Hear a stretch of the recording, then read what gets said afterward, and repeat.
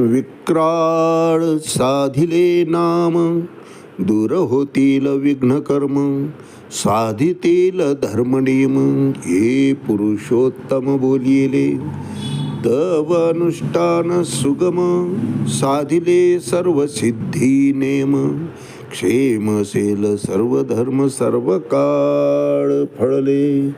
ज्ञानदेव कर्म अकर्ता, पावन झाला श्री अनंत. सुखदुःखाचा हरी भोगता, सर्व काळ आम्हाला. माऊली ज्ञानेश्वर महाराज की जय. एक तरी ओवी अनुभवावी या ज्ञानयज्ञात आपण श्रीमद भगवद्गीता अध्याय 8 त्यातला श्लोक क्रमांक 14 आणि माऊलींनी या श्लोकवर ज्ञानेश्वरी 8व्या अध्यायामध्ये 128 क्रमांकाच्या ओळीनं केलेलं भाष्य, याचं आज आपण चिंतन करणार आहोत. अनन्यचेता सततं यो मां स्मरति नित्यशः, तस्याहं सुलभः पार्थ नित्ययुक्तस्य योगिनः. अर्थात भक्ताला भगवान श्रीकृष्णा व्यतिरिक्त कशाचीही अभिलाषा नसते.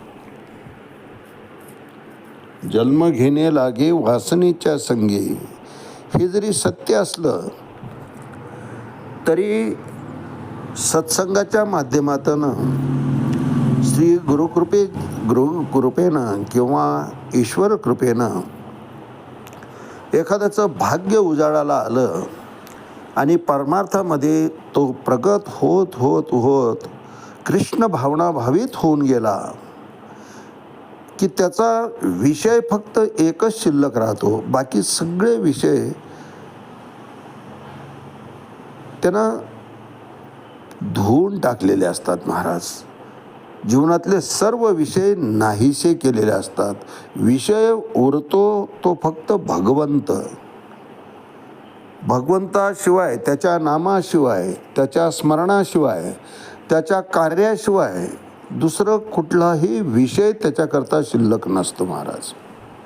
आणि अशा भक्तालाच अर्थात विशुद्ध भक्त म्हटलेलं आहे किंवा अनन्य भक्त म्हटलेलं आहे. दुसरं काहीच कुठल्याच विषयात त्याला आवड शिल्लक राहिलेली नसते. अनन्यश्चिंतयन्तो मां ये जना पर्युपासते, तेषां नित्याभियुक्तानां मग योगक्षेमं वहाम्यहम्. मग भगवंत त्याची संपूर्ण जबाबदारी घेत असतो. किंवा ये तु सर्वाणि कर्माणि मयि सन्न्यस्य मत्परा, अनन्ये नैव योगेन मां ध्यायन्त उपासते. किंवा अनन्यचेताः सततं यो मां स्मरति नित्यशः, तस्याहं सुलभः पार्थ नित्ययुक्तस्य योगिनः. अनन्य पाहिजे, फक्त भक्तीचा प्रकार अनन्य पाहिजे. अनानी नको, कंडिशनल भक्ती नको.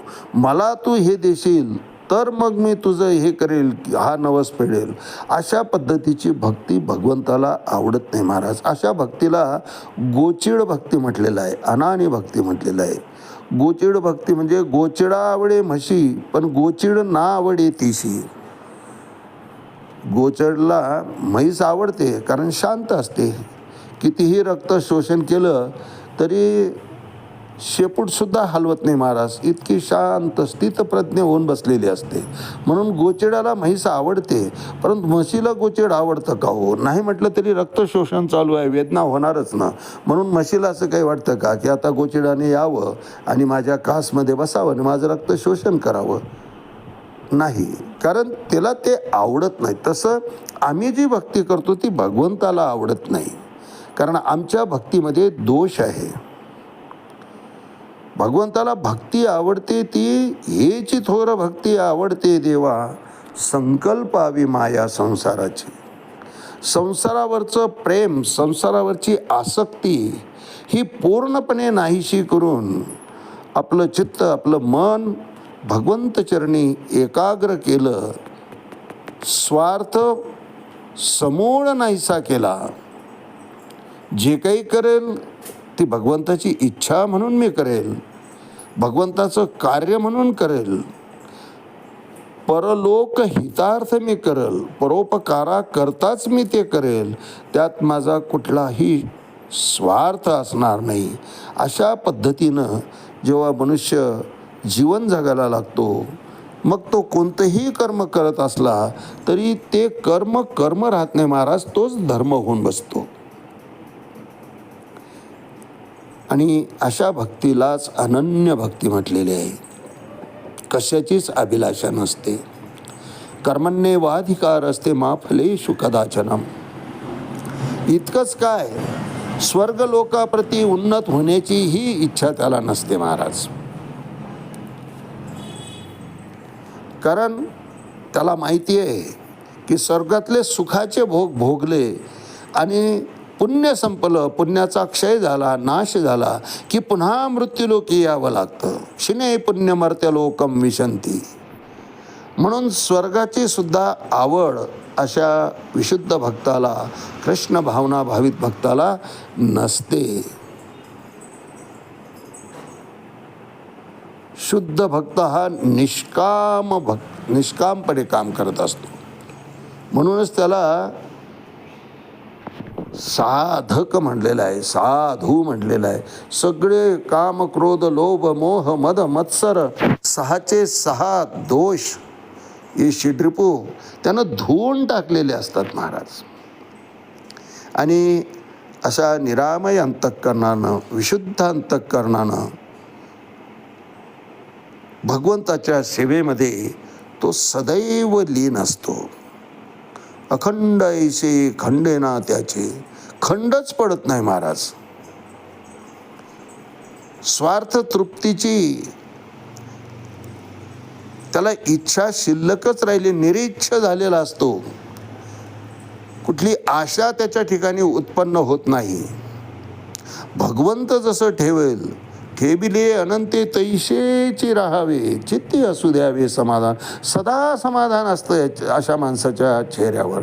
आपण बघा, अध्यात्मामध्ये जो प्रगत होत गेलेला आहे, वय वर्ष 80 जरी असलं, 85 असलं तरी चेहऱ्यावर प्रसन्न मुद्रा असते महाराज. केव्हाही पहा यांच्याकडे प्रसन्न चित्त असतं, हसमुख असतात, स्मित देतात. कुणी आलं की चेहऱ्यावर त्यांच्या आधी स्मित येतं. कुणाच्याही नावाचा किंवा कोणाच्याही उपस्थितीचं त्यांना ॲलर्जी नसते. कोण्याही जीवाचा न घडो मत्सर वर्म सर्वेश्वर पूजनाचे. प्रत्येक जीव मात्र त्याला भगवंताच्या ठिकाणी दिसत असतो. भगवंत त्या प्रत्येकामध्ये स्थित आहे याची जाणीव झालेली असते. कारण अशा साधकाच्या द्वैत संपलेलं असतं. आणि द्वैत जेव्हा संपतं त्याच वेळेस खरं तर ब्रह्मावस्था प्राप्त होते. ब्रह्म ह्या परब्रह्माशी मिलन झालं की त्या मिलनामध्ये द्वैत संपतं महाराज. ब्रह्म जे देखणे द्वैत जेव्हा गेले, शरीर ते झाले ब्रह्मरूप. त्याचं शरीर ब्रह्मरूपच होऊन जातं महाराज. ज्ञानाग्नी, तर पूर्ण ज्ञानाची प्राप्ती झाल्यामुळे ज्ञानाग्नीचेने मुखे जेने जाळली कर्म शखे, तो परब्रह्मची मनुष्य वेखे ओळख तू माऊली वर्णन करतात. तो परब्रह्मच असतो, दिसायला मनुष्य आहे, परंतु सगळे गुण त्याच्या ठिकाणी परब्रह्माचे जे गुण आहेत तेच गुण अवतरलेले असतात. तो या मृत्यूलोकीच मोक्षपदाला खरं तर पावलेला असतो. म्हणून भगवंत म्हणतात, अशा भक्ताने हाक मारण्याची मला गरजच पडत नाही. त्यानं हाक मारायच्या आधी मी त्या ठिकाणी हजर असतो. त्वरा झाली गरुडा टाकीले मागे, द्रौपदीचे लागे नारायणे. द्रौपदीनं फक्त क्र उच्चारला, श्न म्हणायच्या आत भगवंत त्या ठिकाणी हजर झाले. गरुडाचा वेग, गरुडारूढ झालेले भगवंत, गरुडाचा वेग सुद्धा कमी पडला. गरुडाला सोडून दिलं भगवंताने. त्वरा झाली गरुडा टाकीले मागे, द्रौपदीच्या लागे नारायणे. धावतच सुटतो महाराज. फक्त त्याला जी हाक ऐकू येते ती हाक भावयुक्त पाहिजे, आर्त हाक पाहिजे की आता तुझ्याशिवाय मला यातून तारणारा कुणीही नाही. अशा सोपान वृत्तीनं, अशा दृढ विश्वासानं त्याला जेव्हा आम्ही हाक मारतो त्यावेळेस हाक संपायच्या आत तो त्या ठिकाणी मदतीला हजर असतो महाराज. मग तो मनुष्याच्या रूपाने येईल किंवा कोणत्याही रूपाने येईल. आपण म्हणतो ना, एखादं अवघड काम, घरी मुलीची बैठक चालू आहे, पाहुणे आलेले आहेत आणि बँकेचा अधिकारी येतो, कोतवाल निरोप आणतो, पाटील बँकेचे अधिकारी आले. हा त्या ठिकाणी धावत जातो, पाय धरतो, इज्जतीचा प्रश्न आहे साहेब, फक्त इतका वेळ जावा, उद्या मी भरतो. तो म्हणतो छे काहीतरी भरा. आणि तितक्यात एखादा मित्र त्या ठिकाणी येतो, काय झालं पाटील, पाहुणे आले तुम्ही इकडे कसे काय? अरे म्हटले साहेब आलेत. काय म्हणताय हे साहेब? ते ऐकतच नाही. म्हटले 10,000 तरी भरा म्हणताय. आत्ता माझ्याजवळ काही नाही. मी त्यांना सांगितलं उद्या मी पूर्ण भरतो, ऐकायला तयार नाही. साहेब किती भरावं लागतील? कमीत कमी 10 तर भरायला पाहिजे हो.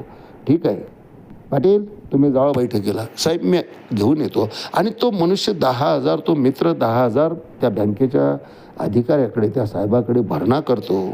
त्यावेळेस पाटील कृतकृत्य होतो महाराज. अतिशय कृतज्ञतेनं त्या मित्राकडे पाहतो आणि त्याच्या मुखातून सहज शब्द बाहेर पडतात, काय देवासारखा धावून आलास बाबा रे. अहो देवासारखा नाही, तो देवच येत असतो. प्रत्येकाच्या ठिकाणी त्याला अवतारित होऊन प्रत्यक्ष रूप घेऊन थोडीच येता येतं.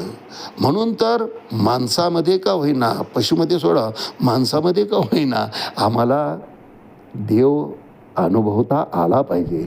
नाथबाबांना गाढवामध्ये देव दिसला, नामदेवरायांना दगडामध्ये दिसला, कुत्र्यामध्ये दिसला, आम्हाला माणसातही दिसत नाही हो. भगवंताच्या अस्तित्वाची जाणीव व्हायला पाहिजे. जडीस्थळी काष्टी संपूर्ण सगळीकडे भगवंत ईश्वर तत्व भरलेलं आहे. ही अनुभूती आली की तो भक्त अनन्य भक्त होऊन जातो, कारण त्याला त्याच्याशिवाय दुसरं काही दिसत नाही. आणि अशी अवस्था जेव्हा प्राप्त होते, अनन्यचेता सततम यो माम स्मरती नित्यशा, त्याला भगवंत नामाचा विसरच पडत नाही महाराज. मग भगवंत त्या ठिकाणी अभिवचन देतात, तस्याहं सुलभ पार्थ नित्ययुक्तस्य योगिनः. अशा भक्ताला माझी प्राप्ती सहजपणे होऊन जाते, मी सुलभ होतो भगवंत म्हणतात प्राप्ती करता. यावर भाष्य करताना माऊली 128 क्रमांकाच्या म्हणतात, पै रंकू एक आडलेपणे काकुडती धाव म्हणे, तरी तयाची एक ग्लानी धावणे काय न घडे मज. अरे अर्जुना बाबा रे, एखाद्यानं अंतकाळी गरीब मनुष्य आहे, दीन मनुष्य आहे, असह्य वेदना झाल्या आहे आणि त्या वेदनाच्या माध्यमानं का होईना त्यानं जर माझा धावा केला, देवा धाव रे धाव, धाव रे धाव, काकुडतीला आला, तर त्याचं ते दुःख निवारण करण्याकरता मला धावत जावंच लागतं. अरे कधीतरी नाव घेणाऱ्याकरता जर मी धावत सुटतो, तर ज्याला सतत माझाच ध्यास आहे, माझ्या नामाशिवाय ज्याचा दुसरा विषयच नाही, माझंच रूप, माझ्या स्वरूपाचं स्मरण त्याच्या चित्ताच्या ठिकाणी अखंडपणे असतं आणि माझ्याच संकेतानुसार तो कर्तव्य कर्म म्हणून जगताच्या कल्याणाकरता जो कार्य करतो, तो अर्जुना त्यानं हाक मारण्याची आवश्यकता तरी पडेल का? हाक मारायचा प्रश्न नाही, मी त्याला सोडून जातच नाही. तया ते मीच सेवी ऐसे अनन्यगतिके चित्ते चिंतित साते माते. माऊली म्हणतात, भगवंत सांगतात की तया ते मीच सेवी, जैसी अजात पक्षाचीने जिवे पक्षीनी जिये. त्या पिल्लांना किती विश्वास असतो की आई आम्हाला भुकेलं ठेवणार नाही. पंख नसलेले पिल्लं आईची वाट पाहतात. तसं असा भक्त त्या भगवंताच्या दिशेनंच डोळे लावून बसलेला असतो. पूर्ण विश्वास भगवंताच्या ठिकाणी त्याचा असतो महाराज. आज याच ठिकाणी थांबूया. रामकृष्ण हरी पुंडलिक वरदा हरी विठ्ठल श्री ज्ञानदेव तुकाराम पंढरीनाथ भगवान की जय. माऊली ज्ञानेश्वर महाराज की जय. जगद्गुरु तुकाराम महाराज की जय. शांती ब्रह्म एकनाथ महाराज की जय. आदि शक्ती मुक्ताबाई की जय.